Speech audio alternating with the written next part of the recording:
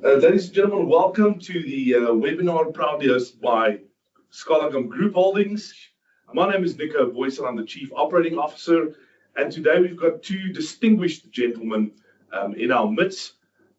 Firstly, welcome gentlemen, Ricardo Magic, International Boxing Organization World Junior Bantamweight title holder, age 25 from South Hills, and he will be defending his title on the 23rd of August at Emperor's Palace. We also have in the room Darren the Destroyer.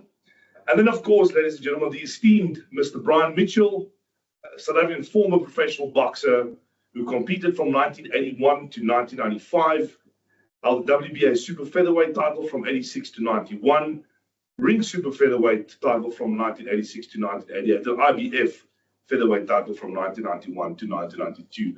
So certainly two powerhouses in the world of boxing.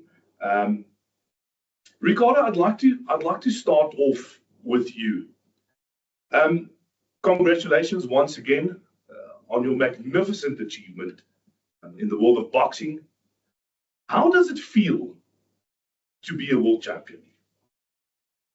First of all, I'd like to thank everyone, the whole team, that they got me to become a world champion. I'd like to thank my sponsors as well, Nico, and my coaches and my manager, Brian Mitchell. It's a great feeling, man, working towards something that you wanted to be your whole life. I think it's like you've achieved everything, man. It's a great feeling. Especially I'm still young, and I believe that there's more to it because I'm only 25, 26, 2 weeks from now. So it's a very great feeling, to be honest with you. Congratulations on your upcoming birthday. Ricardo, tell us about your experience leading up to your second IBO title defense, which will be on the 23rd of August held at Emperor's Palace. What are your thoughts and your experience leading up to this momentous event on the 23rd of August? Now, to be honest with you, it's a great feeling because it's something we're working on as a team. And it's nothing different. The only different thing is a different opponent. But we do take every fight seriously. We take everyone. We don't take no one for granted. So to be honest with you, it's a great feeling. It's just one more day for me to prove to the world that how great I am. Excellent. Ricardo, on your 120 to 108 unanimous decision by all three judges on the breakaway fight, how did you feel about that particular scorecard? And if I may ask, what is your view on the scorecard for the upcoming title defense? To be honest with you, I'm great that I got that decision from the judges, from all judges. It just shows to me what you put in is what you're going to get out. So whatever I did in the gym, whatever me and my team has put in and planned out has brought us to where we were. And we're blessed, man. So that means there's more that we can do in the gym. It can give us better results. And coming to the 23rd of August, to be honest with you, like I said, what we put in is what we get out, and what we want to get out of this one is a stoppage. Do you think we can maybe expect a knockout, Ricardo, on this fight? 100%. If I hurt him, I'm taking him out. I just have to prove to my opponent, it's a chess game. I have to make it and make sure every move I make and every punch that I'll be throwing, not to calm him down, is to hurt him. Excellent. Brian, very welcome to yourself and thank you for taking the time. Thank you. It's my pleasure to be here. Hello, everybody. I'm sure, Brian, you have got many boxing stories to tell us. In your illustrious career, what is the most significant boxing story or experience you could share with our listeners today? Nico, I think the most interesting, obviously I had a long career. I had 49 professional fights and as an amateur I had 110 amateur fights. So I've been in the boxing game a long time, 54 years in fact. But I think the most interesting story for everybody to know out there that maybe doesn't know is in 1986 when I won the world title in South Africa. I was the challenger and I knocked out Alfredo Lane from Panama in a scheduled 15-round fight. Those years were 15-round days. And I knocked him out in the 10th round to become world champion. But we were in the height of apartheid in South Africa. And I felt right in the middle of it, my fights. And they decided that because of apartheid, which was a terrible thing, as we understand, they were placing sanctions on the country, and no world title fights would take place in the country anymore. So now, picture this now, I'm Ricardo Magika's age, I'm 25, I've just won a world title, and I'm not allowed to fight in my own country. So that was the sad news, but fortunately I could keep the world title. So I went all over the world. I went to Puerto Rico, to Panama, to France, to Spain, to Italy, to America, and defended my title successfully overseas. So I think that's what was the most important for me, that I could keep the world title and go and still represent South Africa, my country, in world title fights and bring back the belt. And the fact that I'm the only South African boxer in the International Boxing Hall of Fame, I'm very proud of that as well. Excellent. That is so insightful, Brian. Thank you very much. Ricardo, maybe I can come back to you for a brief moment. As a world champion, tell us a bit more about the mental preparation and psychology of a boxer when it comes to your preparation for a world title fight. Oh, to be honest with you, sometimes you get your bad days, sometimes you get your good days, sometimes you get days that just warm. So, but what makes it easier is everyone around you that surrounds you, and you would have the same vision that you have, and they know your vision. It makes it easier to go through the day, because there's times where you as a boxer will be low, but the team knows where you want to be, and so when you come into the gym, they'll cheer you up. Your teammates and your sparring partners, because they know the goal, they know the vision. So it's, for me, the best thing is to be around people that they can take you somewhere. But sometimes when you have doubts in yourself, you can't take yourself there, and the people around you will give you the push start. And then once you have the push start, like we always say, it's just the start. It's the toughest, but once you're into it, you're running the whole way. Excellent. Brian, I think on venues are always an exciting discussion. Yeah. In your career, what has been a standout boxing venue? And what was your experience on this? Nico, well, obviously standout venues for me was where I won world titles. So Sun City, like I mentioned earlier on, Papua Swana, it was called at the time. Saul Kersner, the late Saul Kersner, was still married to Annalyn Kriel those years. Put on my world title fight. So that venue for me was unbelievable. Saul Kersner made magic because, like I said, we weren't even competing internationally in any sports. And he got the world title fight together at Sun City. So Sun City will always stick out for me. 27th of September 1986 is the massive one. And then I never thought it would get bigger than that. But in my very last world title fight, my 14th world title fight, I beat Tony the Tiger Lopez in his own country, in America, in Sacramento, in the town where he wouldn't leave. And he was a legend who beat 5 world champions, but he refused to leave Sacramento. He would only fight things, and I had no option. I couldn't fight in my country. So Sacramento, beating Tony Lopez in Sacramento for me was great venue. But Las Vegas, if we're talking worldwide venues today, Vegas is the place. Vegas where it happens. And of course, for us, Empress Palace is our Las Vegas. So yeah, I love Empress Palace as well. Hopefully, Ricardo, we can go to the MGM Grand, and we'll get to that.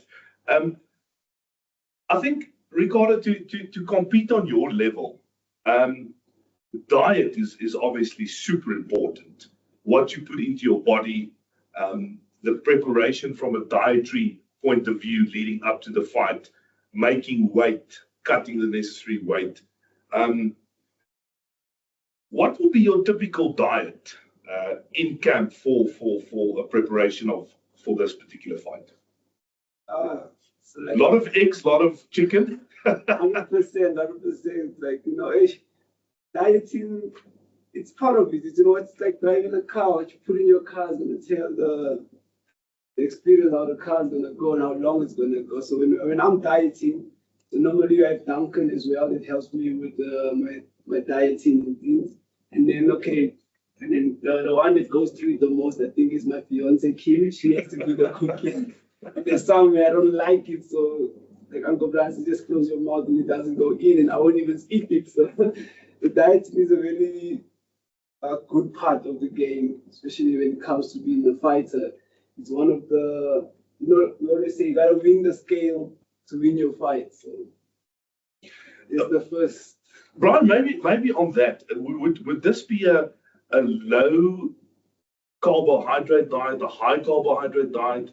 Would you substitute that with protein? How's your fruit intake? These kind of things. Yeah, Nico, definitely.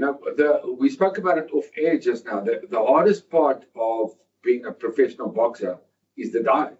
The training is obviously very hard. The running is hard. The sparring is hard. But you've got a diet, so you become a different person. So most fighters, even smaller guys like Ricardo, like myself in my time, we pick up about 10 kilograms in between fights when you're not fighting. And you've got to take those 10 kilos off. So you become a whole different human being. But you've got to learn to be strong 10 kilograms lighter. So it's fruit, it's vegetables, it's boiled foods, it's stuff that's not, most people don't like, is what you got to do to be a professional sportsman and to lose weight. And it's hard to diet. I'll make the joke of the best diet is to close your mouth because what you put in here is what picks up the weight. But yeah, so guys like Ricardo, he's very good with making the weight. He'll pick up his 8 to 10 kilos after a fight, and then 2 months out, he starts bringing the weight down. And right now, he's got a week to go to the fight. He's about 4 kilograms over. By Monday, he'll be 2 kilograms over, and by next week Thursday, when the day of the weigh-in is for this fight, he'll be on the weight at 52.18 kilograms. Does this cause a tremendous amount of worry, Brian, and stress for a boxer, I would think? Yeah, it's very stressful. Like I say, that's the hardest part of the sport. But it's what everybody's got to do. You've got to be a professional. And when you become a professional boxer, generally you don't even know what weight you're going to fight at, because when you're an amateur boxer, you train probably twice a week. When you're a professional boxer, you train every day. So you do lose more weight because you're training much harder. But when you become a pro, you only realize when your trainer and your manager sits down with you and tells you, right, you're going to be a junior bantamweight in Ricardo's case, or you're going to be a junior middleweight in Darren's case. I was a junior lightweight.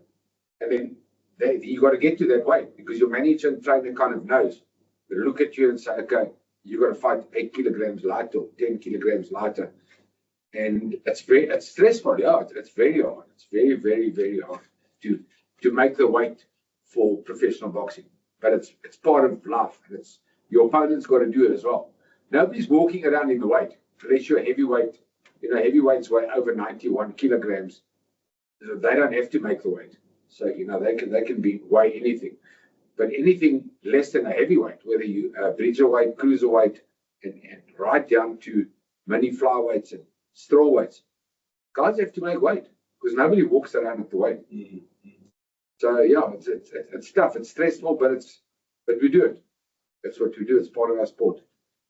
I think, gentlemen, that's quite insightful just from a dietary point of view and making weight. And I think it's quite important to manage our intake. I think we're living in a very stressful society, so obviously the better you can do from a dietary point of view, that's significantly going to bolster your opportunities. Brian, in terms of opponents in your career, you mentioned a few names. What would have been your most difficult opponent that you faced in your career, and why do you think? What was the reason behind this? You mean other than my ex-wife? That was my toughest opponent.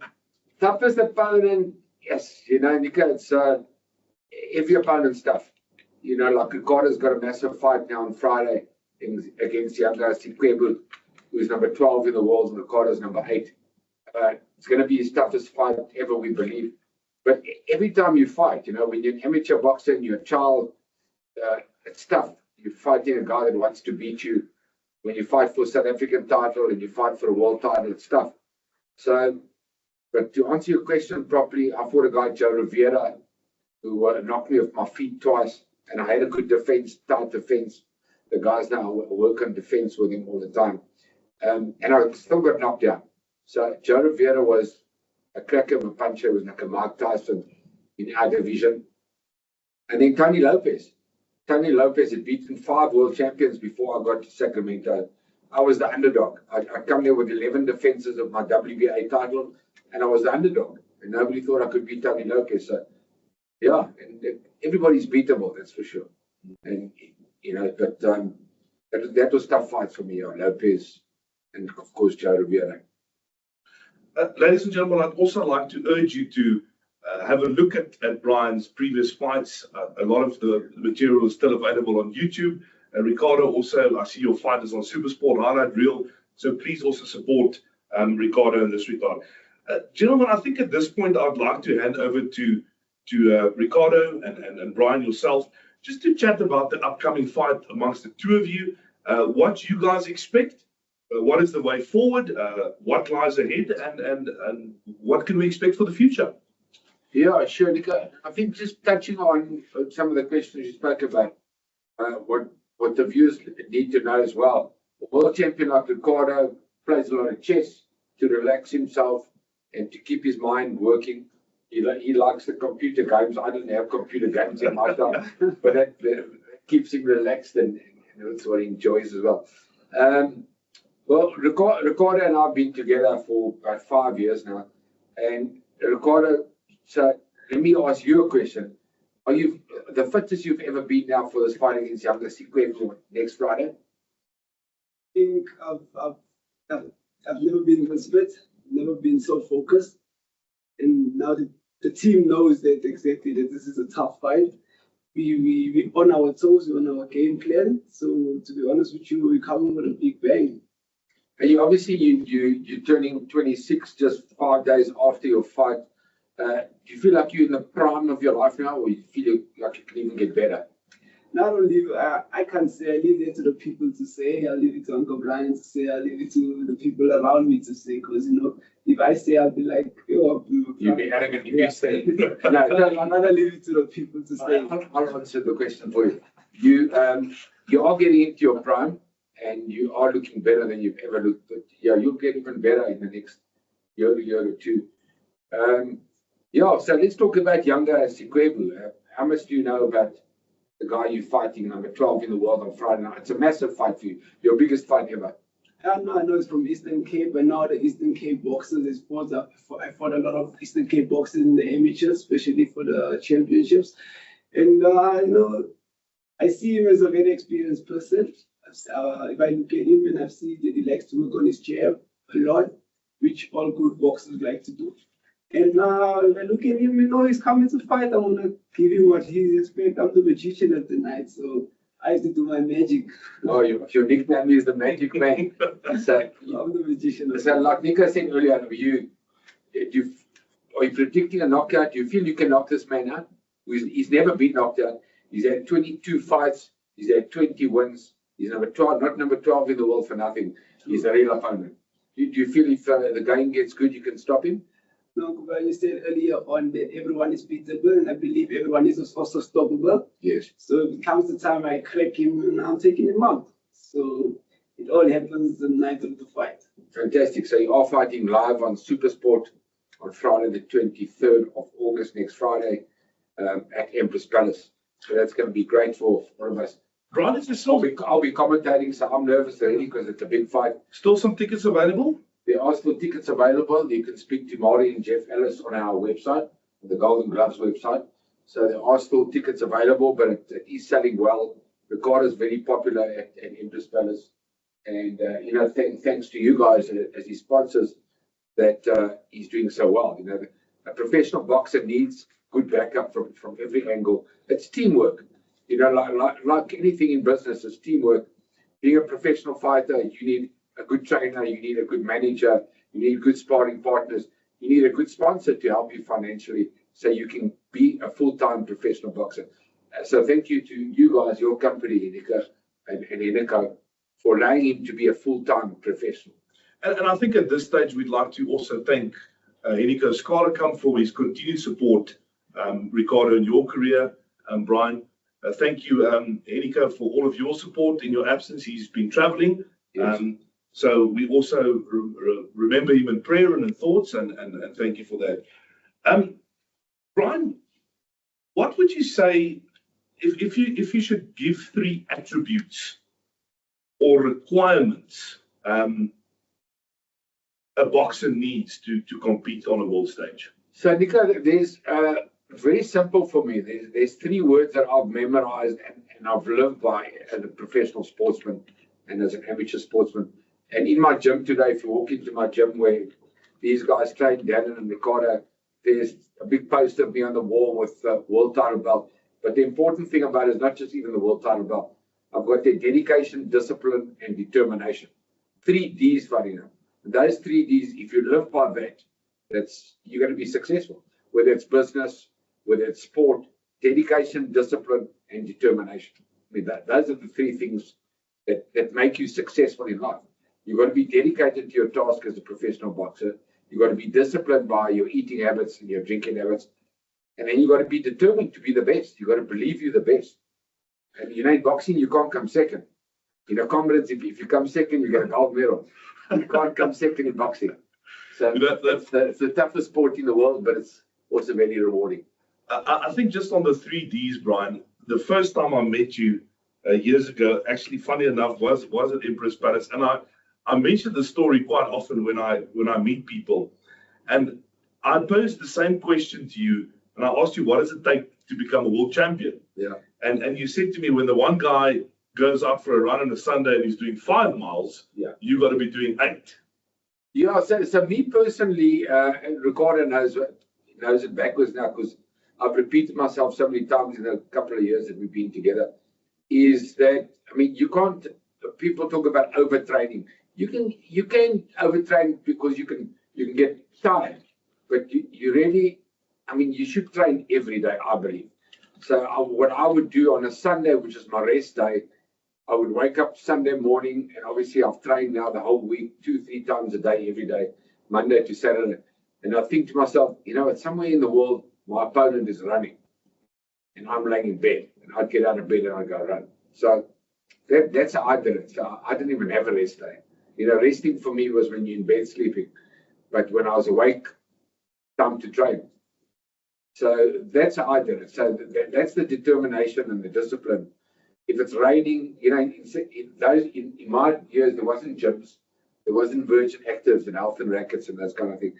There was no treadmills. There was no gyms. So if it was raining or snowing, you had to run. You got to go. You got to go run. So I ran in the snow overseas when I prepared for fights. I ran in the rain in South Africa. It didn't matter. You've got to be disciplined. That's what you put in, like Ricardo said earlier, what you put into it, you get out of it. In business, in boxing, that's what you put into life, you get out of it. There's no shortcut to success. Ricardo, what would your advice be for any young aspiring boxer? I'm now saying, when you start off, when did you discover the sport? Would it be 15? Would it be 16? Do you think we need to create that awareness earlier in a fighter's career? And what would your advice be for a young upcoming boxer? The first thing I would like to say is to start very young. If you feel like it's in you, then start. The younger the better. Well, you were 8 years old, right? Yeah, 7. So the younger the better.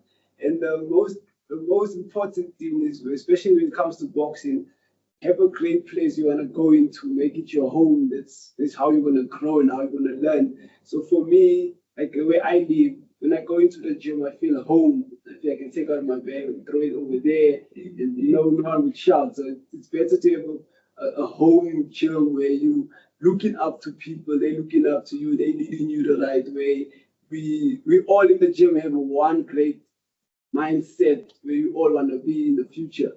So that's the best important thing for me, is make sure when you walk into any gym and anyone you're working with, you're more happier than upset, because you won't do much. Like if I'm upset, maybe I'm upset with Uncle Brian.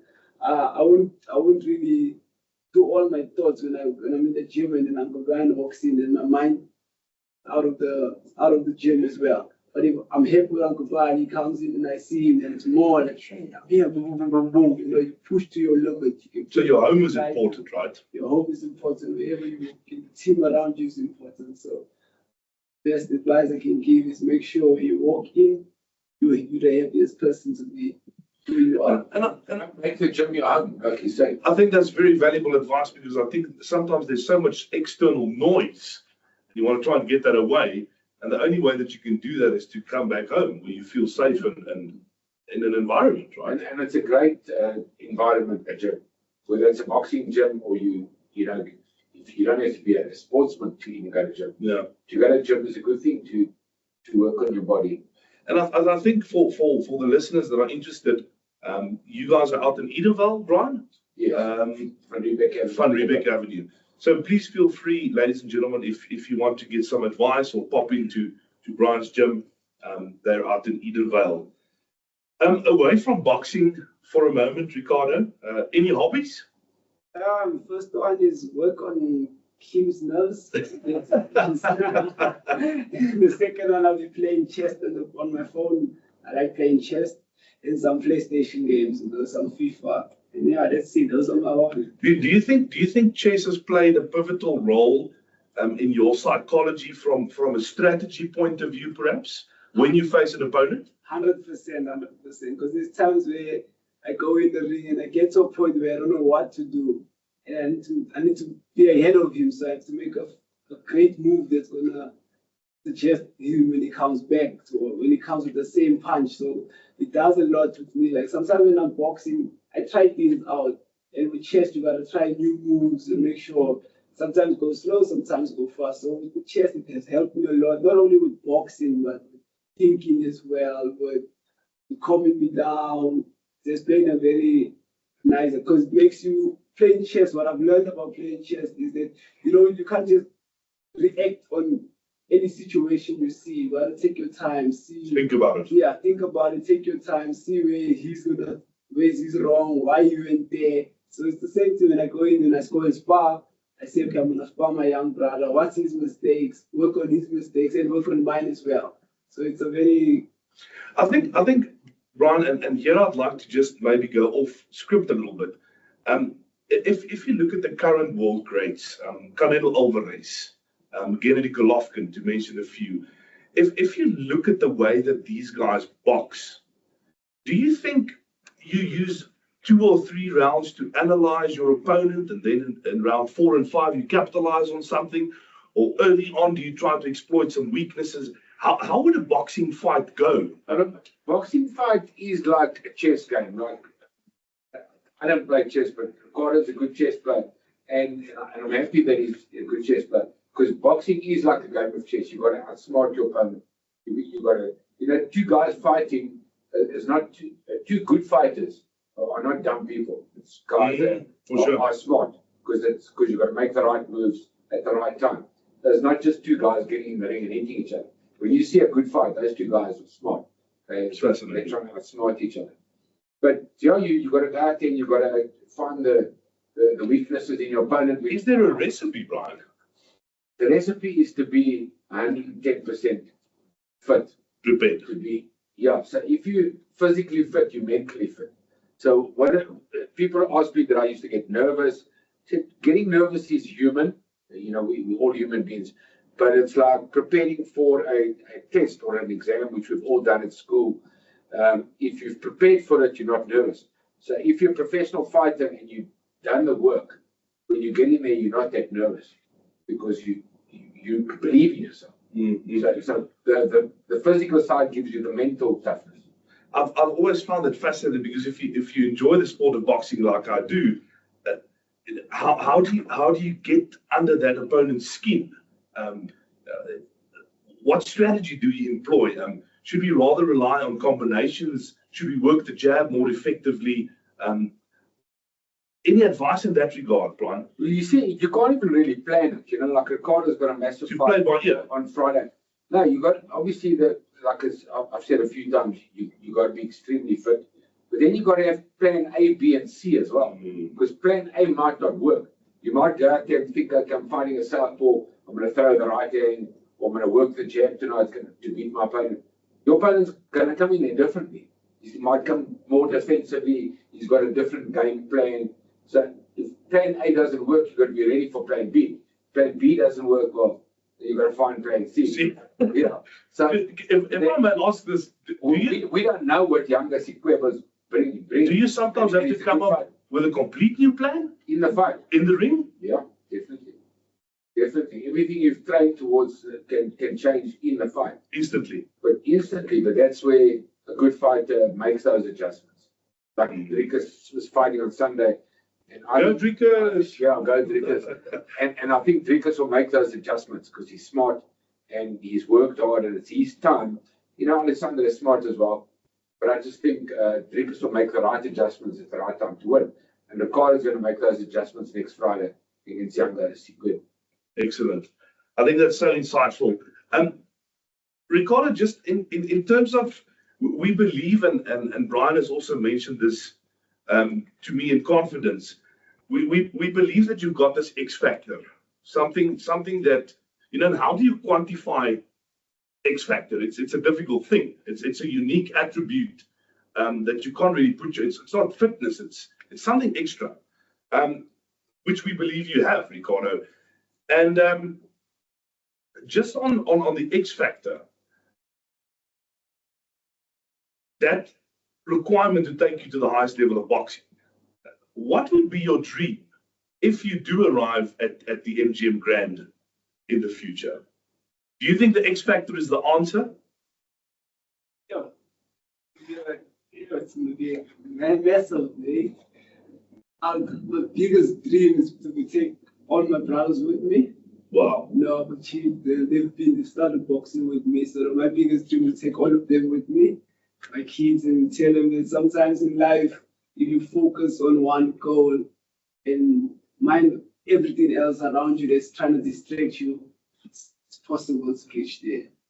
100%. So my dream, to take all my brothers with me because I hope we can tag along, right? I hope he's taking us along. I hope he's taking us along as well. Brian, I think, you know, the deep question always exists. You have a plan in life, right? And did you ever think growing up you would showcase your skills on that level, on a world stage? Was that something that you thought would be possible? You know, when I talk at companies and like now and then as well, and I state that if you can dream it, you can do it. You know, we all dream about big things in life, and it's achievable. You know, I achieved it in 14 world title fights undefeated. Ricardo's currently a world champion. Dan's a good fighter. We're achieving what we want to achieve. So if you believe in yourself, you dream it, you can do it. But it's hard work. You just got to commit yourself. So, you know, boxing is a very rewarding sport, but you have to beat that one guy. You have to be better than that one person. And it's the same in business.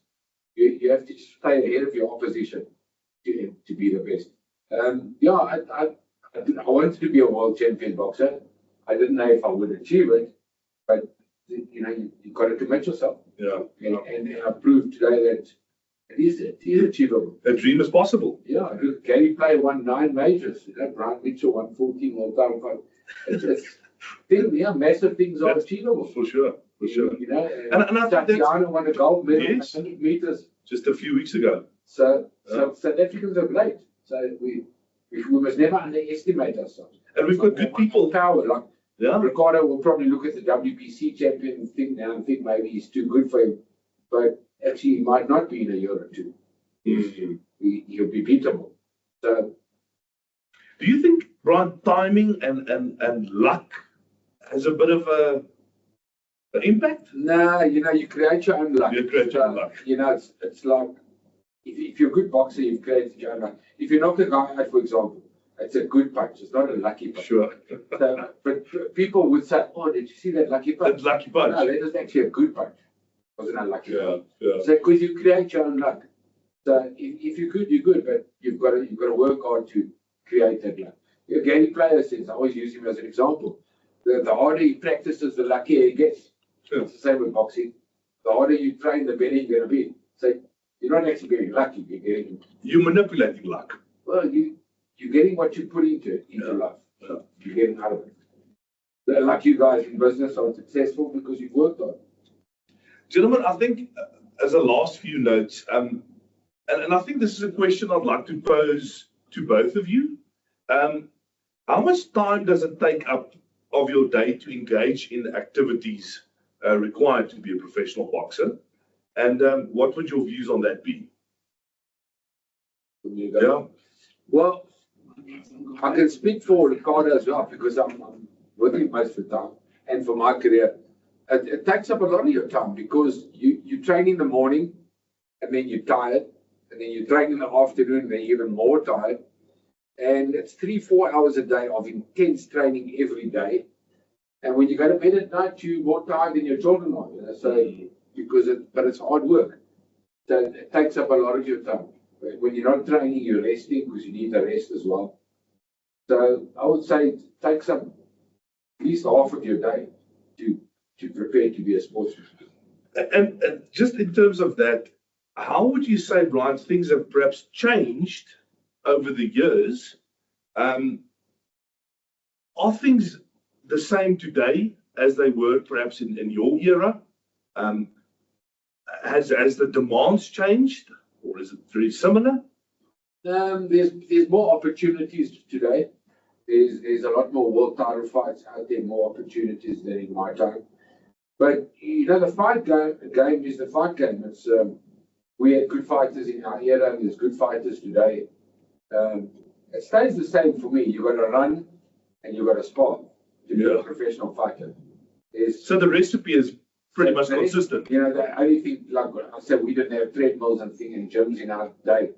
But the recipe is the same. It's exactly the same. You've got to get out there, you've got to run, you've got to build up the stamina in your chest, and you've got to go and spar in the afternoon in the gym. And that's what makes a good fighter. So, no, it hasn't really changed. It's exactly the same. And I think that's valuable also from an advice point of view. Sometimes you have to stick to the basics to get things right. And sometimes the basics don't change. And I think also in business and in sport, if you can come back to the basics, you know what the basics are 30 years ago, and the basics, as you've just pointed out, hasn't really changed. And I think that's valuable. You got to want it the most. You got to want it the most. You want to be the CEO of the company, you got to want it. You got to work to be the CEO. You don't just become the CEO. You don't just become the world champion boxer. You got to work towards that. And you got to want to be the best. How would you say, Brian, has boxing in South Africa particularly changed or developed over the years? Well, it's difficult to say because every era, you got to respect every era in boxing because it changes all the time. We had great fighters in our era in the 80s and the 90s, and there's good fighters today. But the only thing I can say that has changed is more opportunities. The guys are being live on television on Supersport, and you've got the Golden Gloves promoters, Rodney Berman, putting on shows. And so that's good for the guys. There is more opportunities. I think the last question, a lot of people always ask, how can South African citizens or people of the public in the public sphere get more involved in boxing? Is there any suggestion you can offer or enlightenment in this? I would think to help us market the sport, I think the media is a bit to blame for boxing taking a bit of a back foot in the last 10 or 15 years. But then we've grown in this country. Rugby, we've got 4 World Cups. We're amazing at rugby. We've got swimmers winning medals. Our cricketers were number 1 in the world at one time. So we're good at sport. Our golfers are brilliant. So Marketing. I would say to help us market boxing more. Social media today is great. It's free advertising. People like Ricardo's fighting now on Friday. The more people that talk about it on social media and help us brand him as the more awareness. Yeah, and he deserves it because he's very good. So the more awareness, the better for the sport, for all of us, for the sponsors, for the television networks, the promoters, the fighters. Gentlemen, thank you very, very much. Any closing remarks at this stage? I think this is great. Well done, Nico. I think let's do more of this. Yes. So this is quite new to us, even though I'm a television guy. It's new to our champ, and he's happy to do it. And Darren's happy to be our guest here as well. And it's a pleasure chatting to you. I think the more we chat, the more you can learn to know how we tick, what we do in the day, and the hard work that a guy has to put in to be a professional athlete. You don't just get in the ring and win millions of rand and belts. You flip and spend hours and hours every single day on the road in the gym, working hard to be the best. Gentlemen, thank you very much. I'd like now to open the floor for a Q&A session. Ladies and gentlemen, any questions you'd like to ask Brian or Ricardo? We can open up that for a few minutes.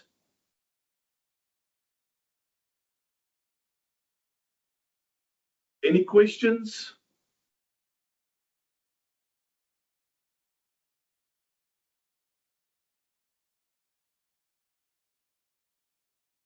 Must have answered everything. We must have answered everything. So we were obviously very good if there's no questions. Okay, ladies and gentlemen, thank you very, very much for joining us. We're certainly going to have this on another opportunity again. Ricardo, thank you very much for your time and your effort.